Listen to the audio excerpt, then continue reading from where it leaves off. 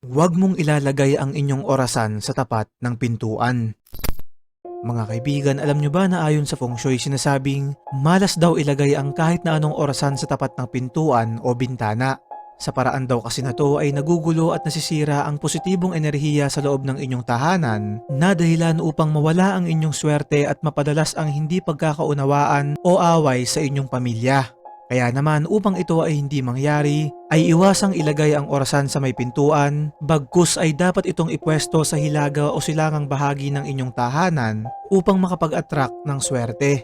Naniniwala kasi ang mga sinaunang Tsino na ang mga orasan daw ay bumubuo ng Qi energy, isang mahalagang kasangkapan sa buhay ng tao, at ayon pa nga sa ibang paniniwala, ay dapat ang pwesto lang raw ng ating orasan ay hindi lalagpas sa ating ulo dahil maaari din itong makuha ang ating enerhiya na nagre-resulta sa ating katamaran sa buong araw. Ikaw kaibigan, saan nakalagay ang orasan nyo?